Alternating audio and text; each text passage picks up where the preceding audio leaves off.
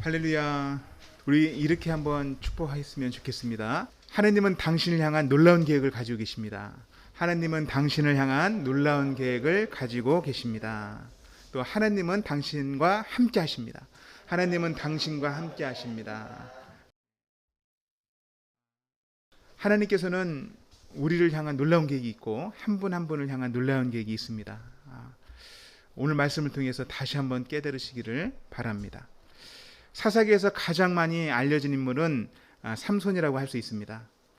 삼손은 그 놀라운 힘이 그 안에 내재되어 있고 그 힘으로 여러 가지 일을 하기 때문이죠. 그리고 또 하나는 여자를 쫓다가 망하게 되는 그런 드라마틱한 요소들이 있기 때문입니다. 예전부터 지금까지 영화로 많이 만들어졌고요. 얼마 전에도 영화가 만들어졌습니다. 그래서 크리스찬이 아니더라도 삼손을 다 알고 있습니다. 여러분, 사사기 내용은요, 하나님의 백성들의 타락, 그리고 이방인들을 통한 징계, 그리고 백성들의 회개, 그 회개가 부르짖음으로 나옵니다. 그리고 사사를 통한 하나님의 구원, 이 네 가지가 반복적으로 일어나요. 사사기 전체가. 그런데 이것이 나선형으로 이렇게 나선형으로 좁아지면서 아래로 향합니다. 그래서 맨 끝에는 밑바닥인 거죠. 그래서 하나님을 통한 구원이 있음에도 다시 타락하고 징계가 있고 이렇게 해서 점점 구렁텅이 속으로 빠져 들어가는 것이 사사기 전체의 내용입니다. 그리고 그 마지막 정점에 누가 등장하냐면 사사 삼손이 등장하는 거예요. 하나님께서는 삼손의 말씀을 통해 우리의 영적 상태가 어떠한지 보기를 원하십니다. 누구의 상태요? 우리의 상태요. 우리의 영적인 상태가 어떤지 점검하기를 원하시는 거예요. 우리가 믿음의 사람으로 그리스도인으로 정체성을 갖고 있는가, 사명감을 가지고 있는가, 이것을 확인하기 원하신다는 말입니다. 하나님께서 삼손 말씀을 통해 세 가지의 메시지를 주는데 함께 살펴보기를 원합니다. 첫 번째 메시지는요, 영적 상태인데 하나님의 백성들이 영적 불임 상태라는 거예요. 영적 불임 상태. 삼손의 이야기는 아버지 마노아와 그의 아내로부터 시작합니다. 마노아의 아내는 아이를 잉태하지 못하는 불임 여성이었어요. 그 시대의 문화로 보면 희망이 없는 여성이고 소망을 잃은 여성이죠. 그런데 이런 불임의 모습은 이스라엘의 영적 상태를 보여주는 겁니다. 믿음의 자손들을 생산하지 못하는 거예요. 이스라엘이 하나님의 백성들이 하나님의 백성들을 생산하지 못하는 것입니다. 소망이 없는 것이죠. 하나님의 자손 가운데 구원자가 나오는 거예요. 이스라엘 백성 가운데 누가 나온다? 사사가 나오는 거예요. 그리고 그 사사가 나오면 이스라엘이 다시 회복되고 구원되는 거예요. 그 자손을 생산할 능력이 없는 것입니다. 이스라엘 전체는 마치 마노아의 아내처럼 희망이 없는 상태예요. 이스라엘 사람들은 이제 구원자를 기대하지 않습니다.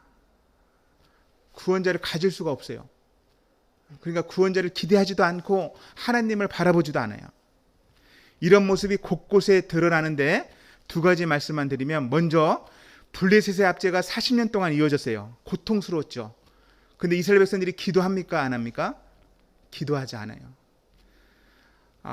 다른 사다들이 있을 때 그 앞 시대에서는 다른 나라들이 미디안이 압제하면 사람들이 부르짖었어요. 그런데 이 시대는 기도하지 않습니다. 부르짖지 않아요. 고통이 오는데 고통 가운데 하나님의 징계를 받는 가운데에서도 이스라엘 백성들이 뭐하지 않는다? 부르짖어 기도하지 않는다. 하나님 살려주십시오. 하나님 도와주십시오 라고 하지 않는 거예요. 이것이 이스라엘 상태예요. 예수님께서도 마지막 시대에 믿음을 보겠느냐 물으셨습니다. 누가복음 18장 7절 말씀, 8절 말씀을 한번 읽어봤으면 좋겠는데요. 제가 쉬운 성경으로 준비했습니다. 같이 한번 읽어보죠. 앞에 본문이 나오는데 같이 한번 읽어보겠습니다. 같이 읽겠습니다. 하나님께서 밤낮 부르짖는 하나님의 선택된 백성들의 간청을 듣지 않으시고 오랫동안 미루시겠느냐. 내가 너에게 말한다. 하나님께서 속히 그의 백성들에게 정의를 베푸실 것이다. 그러나 인자가 올 때 이 세상에서 이 믿음을 발견할 수 있겠느냐. 예수님께서도 말하죠. 마지막 때에 하나님의 백성들이 기도하지 않는다. 하나님은 응답할 준비가 되어 있는데 기도하지 않는다. 이렇게 말씀하십니다. 우리에게 부르짖음이 사라지진 않았는지 점검해 보시기 바랍니다. 오늘 말씀을 통해서 나는 부르짖고 있는가?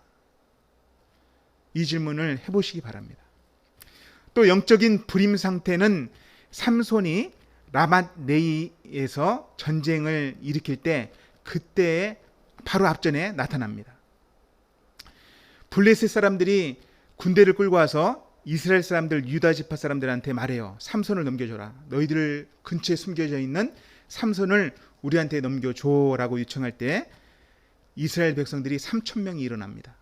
3,000명이 삼손을 잡으러 나가요. 그리고 그들은 삼손 앞에 나가서 삼손에게 이렇게 말합니다.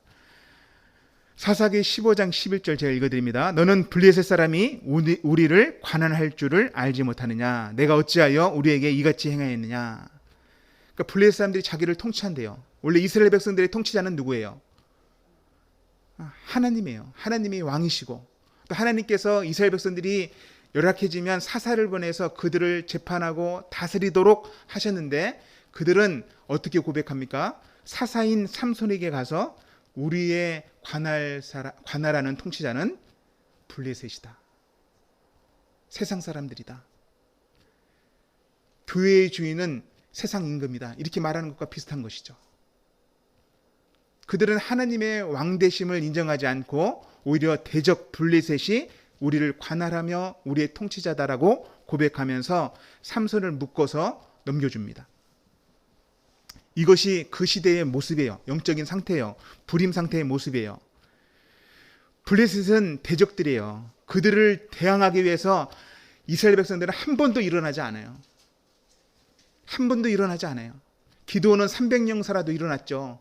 그 싸우자고 할 때 3만 명 이상이 몰려들지 않았습니까? 다 돌려보내서 그렇지. 근데 이 시대에는 삼손 외에 블레셋을 향하여 이방 민족을 향하여 자기들을 압제하고 있는 사람들을 향하여 일어선 사람이 한 명도 없습니다. 삼손을 잡기 위해서는 몇 명이 일어났다?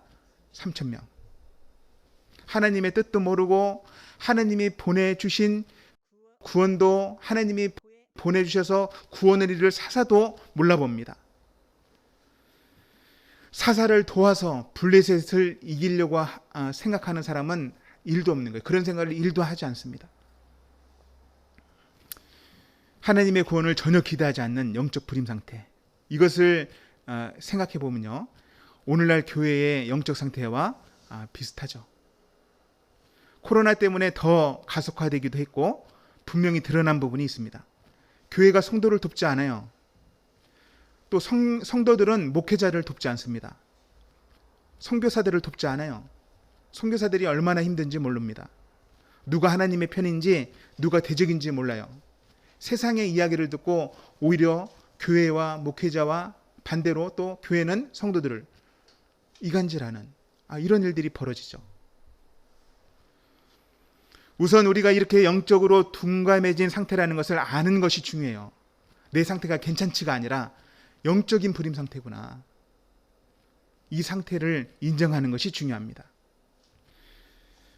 그럼에도 불구하고 희망과 은혜와 생명을 주시는 하나님을 또한 바라봐야 합니다. 불임 상태에 있던 마노아 부부에게 생명을 인탱케 하신 분이 누굽니까? 하나님이세요. 하나님이세요. 영적으로 둔감해진 교회를 위해서 하나님께서는 놀라운 계획을 준비하고 계십니다. 그것을 믿으시기 바랍니다. 우리 자신은 다시 한번 깨어서 부르짖는 신앙의 회복을 가져야 돼요. 하나님의 뜻을 위해서 애통하는 마음, 그 마음이 내 마음에 있어야 됩니다. 그리고 눈물, 하나님께서 회복을 주시고 부흥을 주시기를, 영적 부흥을 주시기를. 부흥의 시대를 살았던 사람들은 얼마나 멋있습니까? 하나님을 뜨겁게 사랑해서 자기의 인생을 헌신하고 하나님을 사랑해서 하나님의 뜻을 이뤄나가는 그런 아름다운 모습들이 책을 통해 많이 기록되어 있죠. 우리도 이대로 우리의 신앙이 끝나는 것이 아니라 영적 부흥을 맛봐야 되지 않습니까?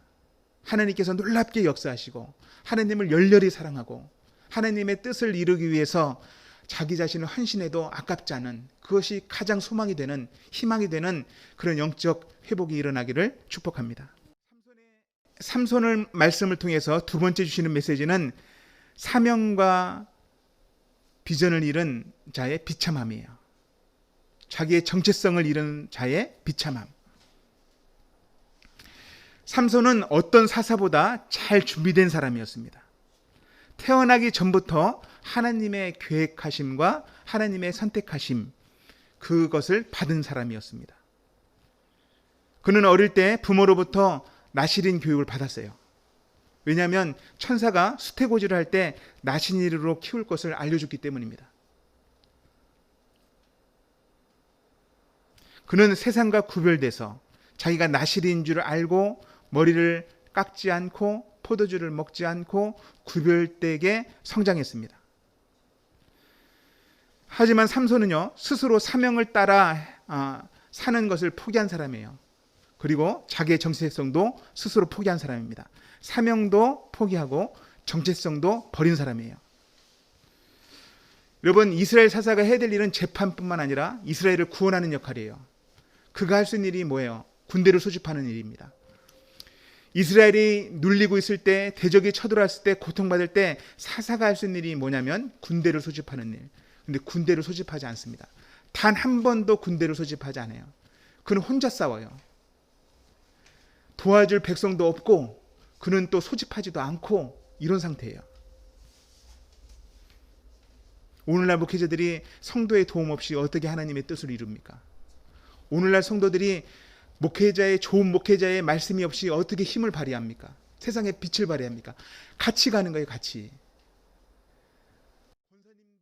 권사님이나 집사님이나 장로님이나 모든 성도들이 목회자를 위해서 기도하고 그가 하나님의 말씀을 잘 준비해서 선포하고 그 말씀 안에서 또 성도들이 세상에 빛을 발하는 그런 선순환이 되는 것입니다.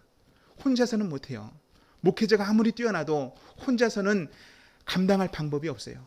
삼손을 보면 알 수 있죠.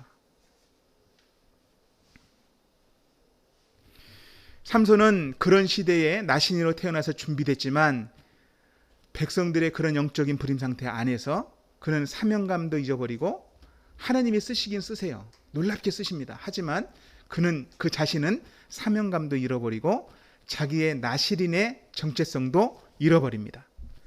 오늘 본문에 보면 그 비참한 모습이 나오는데 그 완전히 나시린의 정체성을 잃어버릴 때에 그가 당한 비참한 모습이 오늘 본문에 나오는데 오늘 본문 20절 21절 말씀 같이 한번 읽어보겠습니다. 같이 읽겠습니다. 드릴라가 이르되 삼손이여 블레셋 사람이 당신에게 들어 닥쳤느니라 하니 삼손이 잠을 깨어 이르기를 내가 전과 같이 나가서 몸을 떨치리라 하였으나 여호와께서 이미 자기를 떠나신 줄을 깨닫지 못하였더라. 블레셋 사람들이 그를 붙잡아 그의 눈을 빼고 끌고 가사에 내려가 놋줄로 매고 그에게 옥에서 맷돌을 돌리게 하였더라. 들릴라라는 여인은 블레셋의 미끼였습니다. 밧줄에 달린, 줄에 달린 미끼와 같은 존재였죠. 그게 미끼인지도 모르고 누가 물은 거예요? 삼손이 물은 것입니다. 그 미끼 때문에 삼손은 어둠에 들어갑니다. 삼손의 이름은 태양이에요. 태양이 빛을 잃고 어둠으로 쑥 잠기는 그런 내용이 들릴라라고 하는 밤의 여인, 이 들릴라라는 여인 때문에 일어난 것입니다.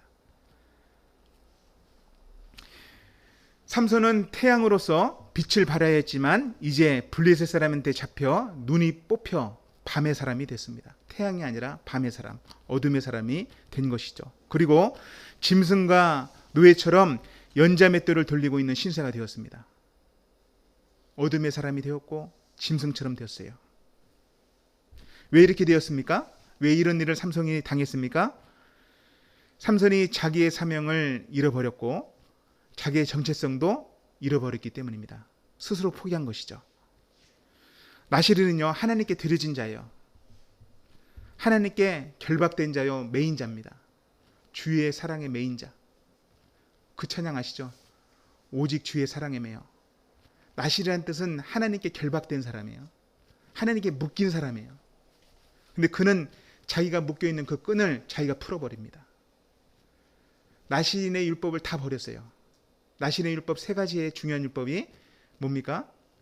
시체를 가까이 하지 않는다. 근데 삼손은 시체를 가까이 했죠. 그 안에서 꿀을 먹었습니다. 삼손은 나실인이 두 번째 결례는 하나는 포도주를 먹지 않는다. 포도 음료를 먹지 않는다. 근데 그는 포도주에도 입을 댑니다. 또 세 번째는 머리에 삭도를 대지 않는다. 삭도를 댔죠. 그런 모든 규례를 다 어기고 있는 것입니다. 스스로의 정체성을 포기하고 있는 것이죠. 오늘날의 나실인은 누굽니까? 하나님께 드려지고 세상과 구별된 사람이 누굽니까? 그리스도인들이에요. 그리스도인들이 나실인이에요. 하나님께 드려진 자고 하나님의 사랑에 매인 사람들이에요. 그런데 스스로 우리가 그 나실인의 정체성을, 그리스도인의 정체성을 포기하고 있지 않은지 생각해야 합니다. 나실인을 유혹했던 사람이 누굽니까? 그 음녀가 누굽니까? 밤의 여인이 누굽니까? 들릴라죠. 그리고 성경에서 음녀는요, 세상이라고 말해요. 요한계시록에 보면 바벨론이 음녀라고 말합니다. 큰 도시예요. 세상이에요. 성도들을 유혹하는 그 음녀는 도시요, 세상의 쾌락이요, 또 세상의 주관자들입니다. 그리스도인들이 세상의 음료에 빠져 자기의 정체성도 자기의 사명도 버릴 수 있다는 것을 기억해야 합니다. 스스로 푸는 거죠. 하나님의 사랑의 끈을 풀어버리는 거예요. 그리고 세상의 사랑으로 들어가는 것입니다. 제가 디모데 전서 6장 8절부터 12절까지 말씀 준비했는데 같이 한번 읽어보죠. 같이 한번 12절까지 읽어봅니다. 같이 있습니다. 우리가 먹을 것과 입을 것이 있은즉 족한 줄로 알 것이니라. 부하려 하는 자들은 시험과 올무와 여러 가지 어리석고 해로운 욕심에 떨어졌나니 곧 사람으로 파멸과 멸망에 빠지게 하는 것이라. 돈을 사랑함이 일만하게 뿌리가 되나니 이것을 탐내는 자들은 미혹을 받아 믿음에서 떠나 많은 근심으로써 자기를 찔렀도다. 오직 너 하나님의 사람아, 이것들을 피하고 의와 경건과 믿음과 사랑과 인내와 온유를 따르며 믿음의 선한 싸움을 싸우라. 영생을 취하라. 이를 위하여 내가 부르심을 받았고 많은 증인 앞에서 선한 증언을 하였도다. 아멘. 그리스도인들은 자기의 정체성을 잃어버리면 안 됩니다. 또 자기의 사명을 잃어버리면 안 돼요. 근데 세상은 끊임없이, 물질은, 돈은, 세상은 계속 유혹합니다. 그렇게 살지 말고 그냥 살아. 즐겁게 살아. 삼손처럼 포기하지 맙시다. 하나님께서는 다시 그 정체성을 회복하고 사명을 이룰 수 있는 힘을 주시는 분입니다. 오늘 삼손 말씀을 통해서 세 번째 주시는 메시지는 영적 불임 상태에도 하나님께서는 희망을 주신다는 것입니다. 하나님은 긍휼이 많으시며 구원을 베푸시는 분이라는 것을 알려주고 있습니다. 그 말씀이 오늘 본문 22절 그리고 28절에서 30절까지 말씀이 나오는데 같이 읽겠습니다. 제가 읽겠습니다. 그의 머리털이 밀린 후에 다시 자라나기 시작하니라. 28절부터는 같이 읽죠. 28절, 29절, 30절은 같이 읽습니다. 같이 읽겠습니다.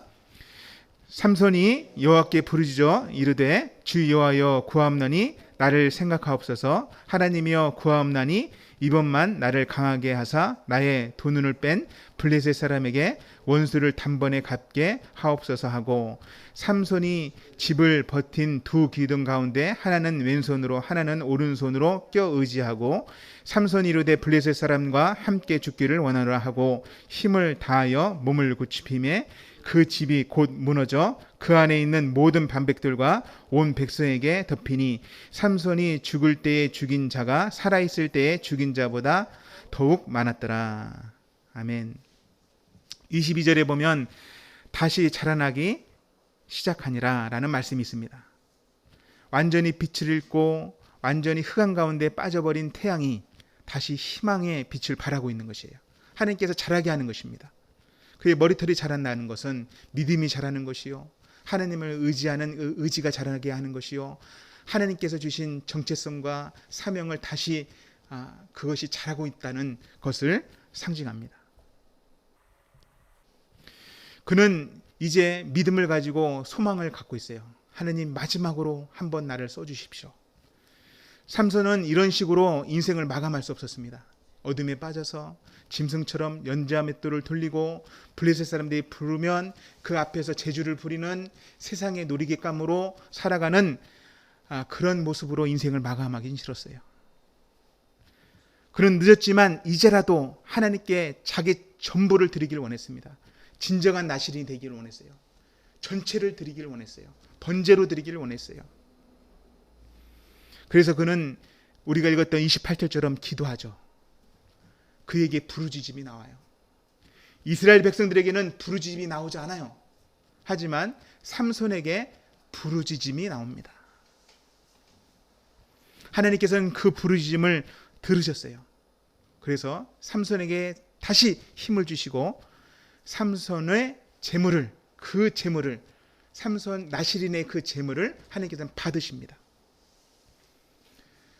두 눈이 빠진 재물이에요. 온전하지 않아요. 실패한 인생 같아요. 하지만 삼손의 그 부르짖음을 듣고 삼손을 제물로 받으십니다. 삼손을 통하여 다곤 신정은 무너졌습니다.